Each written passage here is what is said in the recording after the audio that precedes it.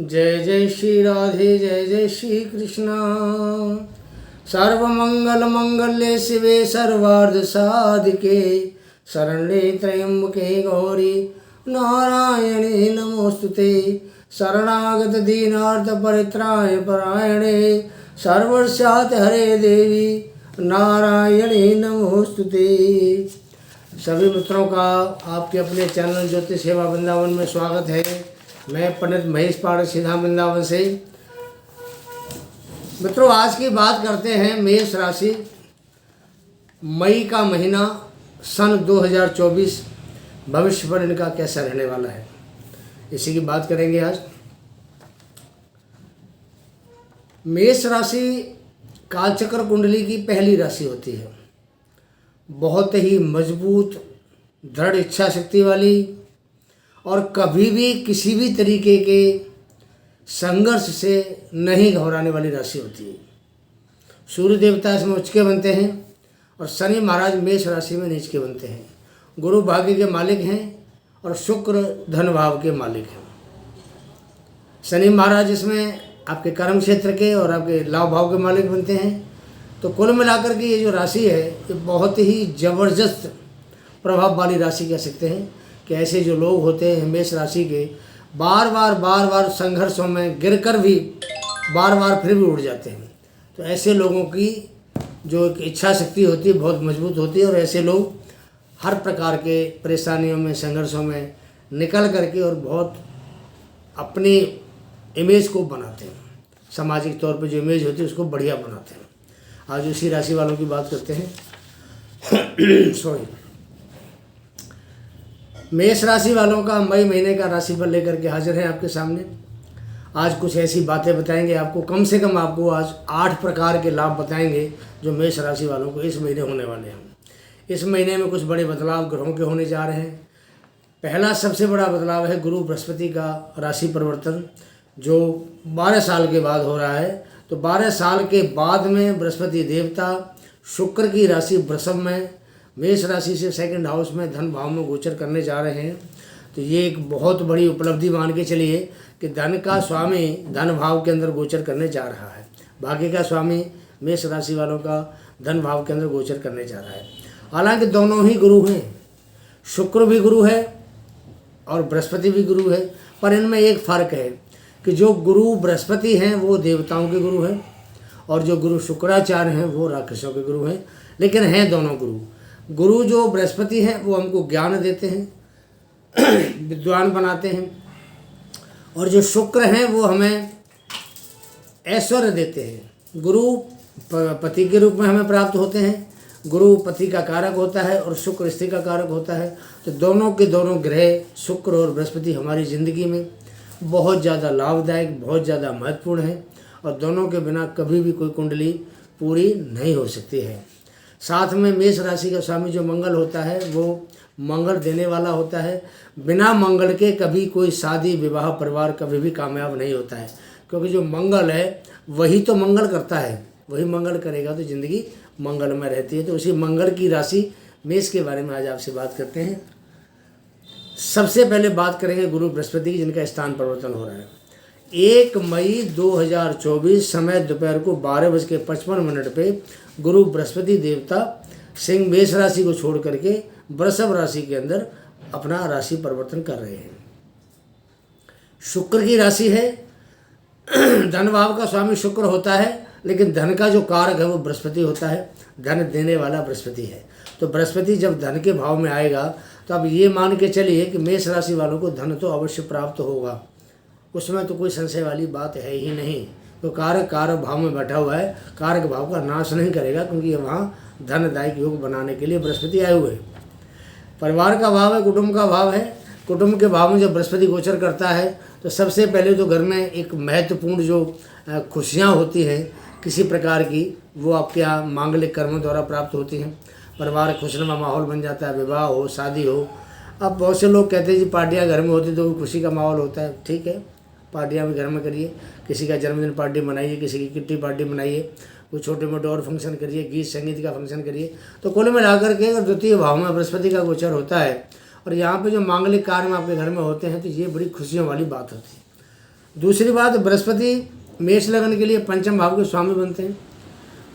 पंचम भाव और नवम भाव, ये जो दो भाव है, पंचम भाव के भी कारक होते हैं और नवम भाव भाग्य के ये स्वामी बनते हैं। तो इन दोनों का भी आपको पूर्ण रूप से लाभ देंगे। बृहस्पति दसम भाव के कारक हैं, कर्म का लाभ देंगे। बृहस्पति एकादश भाव के कारक हैं, आपको लाभ देंगे जिंदगी में। और स्वयं जहाँ बैठे हैं वो भी इनका कारक भाव धन का भाव है। तो बृहस्पति के जो भाव हैं वो आपका नवा भाव और 12वां, दो भावों के स्वामी बनते हैं। 12वें भाव से जहाँ विदेशों से आपका संपर्क कराएंगे, विदेशी मित्रों से आपका संपर्क कराएंगे, विदेश यात्रा आपको कराएंगे। और धन की कमी तो होगी नहीं, आपको पता है। तो बृहस्पति जब सेकंड हाउस में आके बैठता है तो सेकंड हाउस में धन तो देता है। आपको विदेश यात्रा करा सकते हैं, व्यापार में आपको अच्छा ग्रोथ दे सकते हैं। ये महीना आपके लिए बड़े अच्छा ग्रोथ वाला रहेगा। चंद्रमा भी अगर हम देखते हैं तो 1 मई को आपके 10th हाउस में बैठा हुआ है। तो आप अपने काम के बारे में, करियर के बारे में मेष राशि वाले मई के महीने में ज़्यादा सोचेंगे।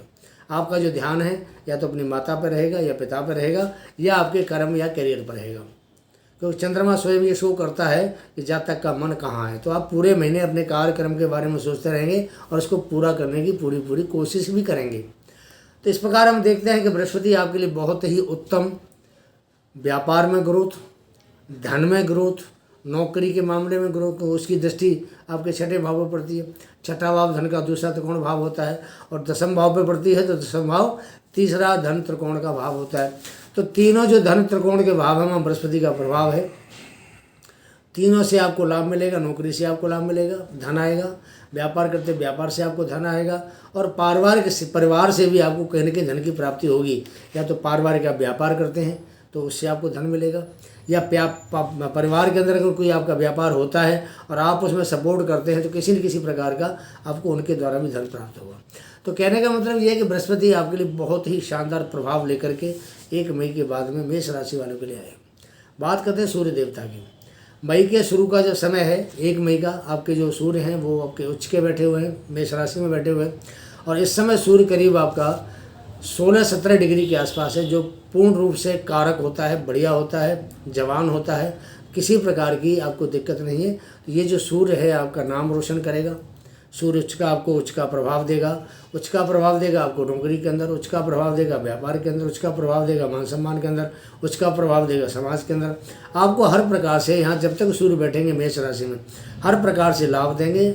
समाज में आपका मान सम्मान होगा और आपको संतान से भी लाभ मिलेगा। संतान आपकी कहीं हाई एजुकेशन के लिए भी अगर कोई ट्राई की तैयारी करना चाहती है, ये मौका बहुत उत्तम है उसके लिए। ये 13-14 मई तक का समय बहुत बढ़िया आपके लिए।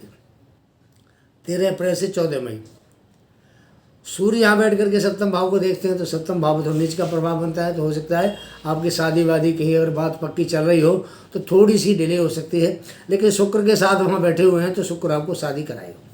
शुक्र का भाव है तो शुक्र के साथ बैठे तो नीच का प्रभाव नहीं होगा आपके लिए।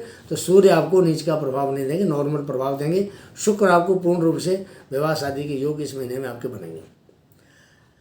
अगली बात करते हैं शुक्र देवता की।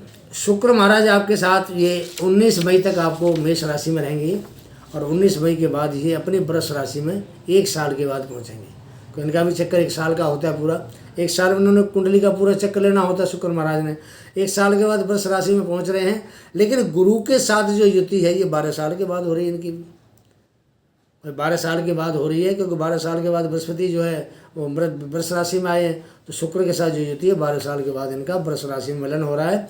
और दोनों ही गुरु आपको यहाँ से हर प्रकार के सुख, समृद्धि, ऐश्वर्य दाता हैं, भौतिक सुख देने वाले हैं। तो शुक्र जब तक यहाँ रहेंगे 19 तारीख से 31 तारीख तक, इस दौरान सूर्य भी यहाँ रहेंगे। सूर्य का गोचर भी वृष राशि में हो जाएगा 14 मई के बाद। तो ये सूर्य, गुरु और शुक्र की जो युति है ये आपको अच्छा मकान दिला सकती है, अच्छा वाहन दिला सकती है। आपके जो संतान है, नहीं है संतान, किसी के संतान के लिए आप प्लानिंग कर सकते हैं। इस टाइम संतान के पूरा चांस है। अगर संतान आपकी पढ़ रही है तो संतान आपका नाम रोशन कर सकती है। संतान से आपको लाभ हो सकता है, आपको संतान से लाभ हो सकता है। सरकार का कारक होता है सूर्य देवता।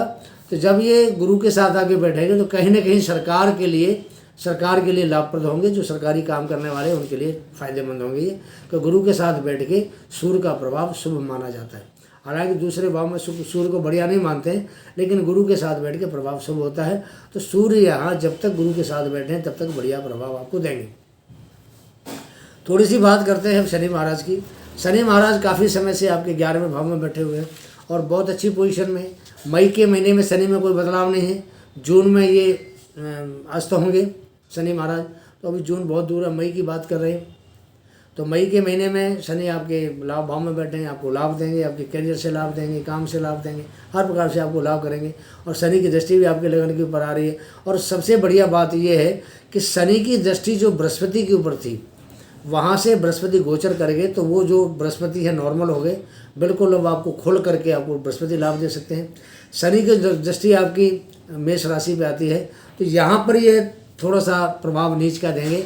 तो मेष राशि वालों के लिए कुछ सर्दी जुकाम खांसी, फिजिकली थोड़ा सा इनके साथ कोई दिक्कत खड़ी हो सकती है। अदरवाइज लाभ तो देंगे ही देंगे, क्योंकि लाभ भाव में बैठे शनि, लाभ में तो कोई कोताही है नहीं। पिछले जब से आए हैं करीब इनको 1 साल हो गया, 1 साल से लाभ ही दे रहे हैं, कोई दिक्कत नहीं है। लेकिन थोड़ा फिजिकली इशू सामने खड़ा हो सकता है, सर्दी जुकाम खांसी, इस तरह की बीमारी खड़ी हो सकती है इनके सामने। तो शनि महाराज का प्रभाव भी बहुत बढ़िया रहेगा।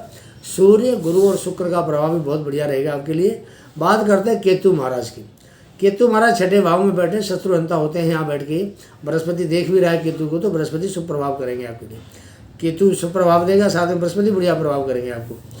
तो केतु जो बैठता है 6ठे भाव में, बहुत बली माना जाता है। दुश्मनों के लिए बली है, रोग के लिए बली है, कर्जे के लिए बली होता है। तो हर प्रकार के आपको इन सब परेशानियों से मुक्त करेंगे।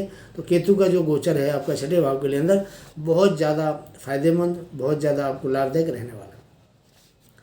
मंगल और राहु की जो युति है वो आपके 12वें घर में बन रही है, 12th हाउस के अंदर। अब मंगल जो राहु की युति है ये 31 मई तक यहाँ मंगल यहीं रहेगा। राहु ऑलरेडी वहाँ काफ़ी समय से विराजमान है, पिछले अक्टूबर 2023 से। अब जो मंगल हैं ये मई के महीने में पूरा यहीं रहेंगे। तो मंगल राहु की जो युति है ये ठीक नहीं है, क्योंकि मंगल राहु जब साथ साथ बैठते हैं तो अंगारक योग बनाते हैं। और अंगारक योग थोड़ा सा एक खतरनाक योग माना जाता है। अंगारक योग बढ़िया नहीं कह सकते इस योग को। तो कहीं ना कहीं आपको क्रोध उत्पन्न होगा, किसी से आपका लड़ाई झगड़ा हो सकता है। और हो सकता है कि आपको कहीं थाने में, कचहरी में, कोर्ट में कहीं ना कहीं इस महीने कहीं आपको परेशानी उठानी पड़ेगी। खर्चे भी ज़्यादा होंगे आपके। हालांकि राहु मीन राशि में बैठा है, स्त्री राशि में राहु थोड़ा बढ़िया प्रभाव देता है, लेकिन फिर भी मंगल के साथ राहु बैठने से वो दुष्प्रभाव में आ जाएगा। तो कोई ना कोई आपको झगड़ा फसाद, कोर्ट कचहरी, कहीं थाना पुलिस, आपको कहीं ना कहीं जाना जरूर पड़ेगा। हो सकता है आपको हॉस्पिटल भी एडमिट होना पड़े, या किसी को देखने के लिए आपको हॉस्पिटल जाना पड़े, तो वहाँ भी आपका खर्चा होगा। तो कुल मिला के जो मंगल राहु का जो गोचर 12वें भाव में शुभ नहीं कहा जा सकता है। और मंगल यहाँ पर पूरा मई का महीना रहेंगे। मांगलिक योग भी बनता है यहाँ मंगल के द्वारा। अशुभ प्रभाव रहेगा मंगल राहु का, इससे थोड़ा सा आपको बचना पड़ेगा। और मंगलवार के दिन थोड़ा सा अगर आप पूजा करते हैं हनुमान जी की, चालीसा करते हैं, बजरंग बाण करते हैं, और सबसे बढ़िया सुंदरकांड अगर कोई सा भी पाठ करते हैं, तो मंगल आपको शांति प्रदान करेगा। नहीं तो कहीं ना कहीं आपका आपस में झगड़ा फसाद हो सकता है, इससे आपको बचना पड़ेगा। तो ये छोटा सा एक आपके लिए मेष राशि का एक हमने राशिफल बताया कि बृहस्पति, शुक्र, सूर्य, मंगल, राहु, शनि, ये ग्रह कहाँ कहाँ आपको क्या क्या प्रभाव देंगे। तो आपको कैसा लगता है वीडियो, इसके बारे में अपनी ज़रूर राय दें। आपको कुछ थोड़े से उपाय बता देते हैं। अंगारक योग बना हुआ है मंगल राहु का, इससे बचने के लिए आपको थोड़ा उपाय बता देते हैं। थोड़ा सा वीडियो है, ध्यान से देखें, आपको अच्छा लगेगा। हमारा जो चैनल है ज्योतिष सेवा वृंदावन, ये ज्योतिष का, आध्यात्मिक ज्ञान का, और सबसे बड़ी बात क्या है कि ये आपके लिए एक बढ़िया चैनल है। इसको आप मल्टीपर्पज़ भी कह सकते हैं। आपको ज्ञान की बातें भी हम बताते हैं, ज्योतिष की बातें भी बताते हैं, आध्यात्मिक की बातें बताते हैं। बहुत सारे वीडियो हमने इन चीज़ों के ऊपर भी डाले हुए हैं। तो आप थोड़ा पीछे जाएंगे, चाहे तो लिंक में दे सकते हैं हम इनको, आप लिंक खोल करके देख सकते हैं। देखिए, हमारा जो चैनल है ये कुंडली विश्लेषण के लिए मेन काम करता है। अगर आपको ज़िंदगी में कोई परेशानी आ रही है, किसी प्रकार की बाधा है, शादी में, बच्चों में, स्वास्थ्य में, नौकरी में, धन में, कैरियर में, आप हमें अपनी कुंडली भेजिए। डेट ऑफ बर्थ, जन्म का समय, जन्म स्थान, अपना नाम लिख के भेजिए। सामने व्हाट्सएप नंबर आ रहा है। आपको कुंडली का जो सटीक विश्लेषण होगा उसके हिसाब से आपको उपाय बताए जाएंगे। दूसरा, हमारा जो संस्थान काम करता है वो काम करता है हमारा हर प्रकार के जेम स्टोन का। आपको कोई किसी प्रकार का भी रत्न लेना हो, उसको हम पत्थर भी कहते हैं, नग भी कहते हैं, नगीने भी कहते हैं, स्टोन भी कहते हैं, जेम स्टोन भी कहते हैं। आपको कोई भी चाहिए, किसी भी प्रकार का चाहिए, हमारे संस्थान से संपर्क करें। वाजिब कीमत और गारंटीड माल, लैब रिपोर्ट साथ में आपको मिलेगी। किसी प्रकार का कोई आपके साथ फ्रॉड नहीं होगा। हमारा संस्थान कर्मकांड के काम भी करता है। आपको हर प्रकार के जो कोई जाप कराने हैं, पूजा करानी है, हवन कराना है, काल सर्प दोष शांति करानी है, मांगलिक दोष की शांति करानी है, ये सारे काम हमारे संस्थान के द्वारा कराए जाते हैं। अगर आपको कोई सेवा चाहिए तो आप हमसे संपर्क कर सकते हैं। हमारे इस वीडियो के नीचे छोटा एक ऑप्शन आता है थैंक्स का, तो मेरी आपसे गुजारिश है, वृंदावन एक हमारा आश्रम बन रहा है ज्योति सेवा वृंदावन का, उस आश्रम के लिए थोड़ा सा आपका डोनेशन चाहिए। तो आप जो भी चाहते हैं 40, 50, 100, 200, 500, 1000, 2000 आपका स्वागत है। आप थोड़ा दान करेंगे, हमें सहयोग देंगे तो हमारा हौसला बढ़ेगा और आप धन्यवाद के पात्र हैं। अगर आप ज़्यादा डोनेशन देना चाहते हैं संस्थान से संपर्क करके अपनी रसीद साथ प्राप्त कर लें। कुछ उपाय की बात करते हैं। देखिए, जो अंगारक योग बन रहा है मंगल राहु का, ये ठीक नहीं माना जाता है। कहीं भी बने किसी भाव में बनो, और ये तो खराब भाव है, वैसे भी 12वां भाव खराब भाव माना जाता है। तो इस भाव में जो ये बनता है, ये करीब करीब गुस्सा दिलाने वाला, झगड़े फसाद कराने वाला योग माना जाता है। और 12वां भाव वैसे भी ठीक नहीं माना जाता। जेल का, हॉस्पिटल का, कोर्ट का, कचहरी का इनका भाव होता है। ये आयु का भी भाव देखा जाता है, मोक्ष का भी भाव होता है। तो इसके लिए थोड़ा सा आपको मैं उपाय बता देता हूँ। आपने 1 किलो जौ लेना है, उस जौ के अंदर कम से कम 250-300 ग्राम गन्ने का रस मिलाना है। शुक्रवार की रात को मिला के रख दीजिए किसी बर्तन में, और सवेरे इसके 3 भाग करिए। पहला हिस्सा चींटियों के लिए, दूसरा भाग चिड़ियाओं के लिए, तीसरा भाग मछलियों के लिए। ये आपने 3 पार्ट करके उसको मंगलवार को डालना है, शनिवार को डालना है, या मंगलवार को डालना चाहे तो सोमवार को भोग के रख दीजिए, शनिवार को डालना चाहे जैसे आपका टाइम हो, मंगलवार शनिवार 2 दिन डाल सकते हैं इसको। तो आपने ये काम करना, तो इससे आपका जो अंगारक योग बन रहा है आपकी कुंडली में, ये थोड़ा आपके लिए ठीक रहेगा, आपको ज़्यादा नुकसान नहीं देगा।